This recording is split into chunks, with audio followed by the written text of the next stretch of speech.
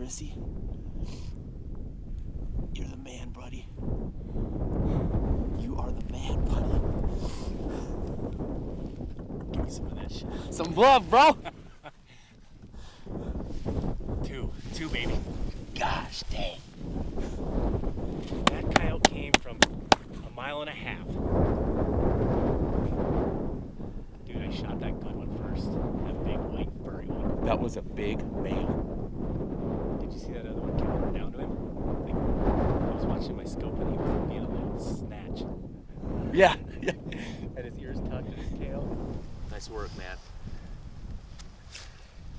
This is really I'd say our first legit coyote hunt of the season. We've just been real busy. Keith's been busy, I've been busy. We've been getting corn, we've been working cattle, and deer season. Generally, we kind of like to just let the coyotes be for a couple weeks after deer season. There's gut piles laying around. 90% of the hunters will squeeze one off on a coyote. So we just let them be. And we were driving down the road, never set up in this spot before. And I said, hey Keith, let's test this spot out, man. It's got some opportunity. I've seen coyote tracks here. There's a wide open space for us to get some pretty cool footage possibly. And you were pulling the trigger, man. You were proned out. You're the one that made the shots. What was going on? Well, we sat up on the north side of the ridge here and kind of got it back into some rocks. And sure enough, James was glassing clear off to the north and geez, probably what, 1.5 miles? Mile and a half. I couldn't range him, and spotted one right off the bat. 30 seconds into the set, and threw some calls at him, just little light stuff, and sure enough, he headed our way. Wasn't in a big hurry, just kind of worked his way in, and we just sat patiently and waited. Kind of see him go down through some draws and whatnot, and geez, he got what, 100 yards, 200 yards, and we didn't see the second one until. Geez, almost time to pull the trigger, and he showed up in the camera. He snuck in on us somehow. Kind of thought that maybe there was another one, just how the first one was acting, but sure enough, he showed up right there kind of at the end and kind of switched our game up a little bit and ended up getting both of them. Worked out good. Awesome, man. It worked out perfect. I mean, Keith did a great job on the trigger, and like he said, we were always skeptical that there was another coyote coming in. We were so focused on this first one here and running the camera too. I was on the screen, the sun was at our back, which is good, but when you're trying to look through the viewfinder of the camera, it's pretty tough. And we just didn't pick up that second coyote until he was right in the bottom, right almost in line with this first one Keith took. And then like he said, he made a legit, a precision shot, hammered him, dropped him, dead before he hit the ground. We switched up the call a little bit, stopped the other one, barked at him, and Keith made a 250 yard. That was 250 yards. I ranged it from where we were shooting, and in these conditions, you guys can feel it. It's windy out here, and what we did this year. Last year we had a great year. The year before that we even had a better year, and this year looks to be starting out really good. But in our conditions, in the wind, in the terrain we hunt, in the wide open spaces, we opted out of the rounds that we were using last year, and we went with a 60 grain Raptor. It's a spun copper round, a machined solid copper round manufactured from cutting edge bullets. And we've killed now at least a half a dozen coyotes with them in the past week, and off and on, and they've been performing for us better than we even expected.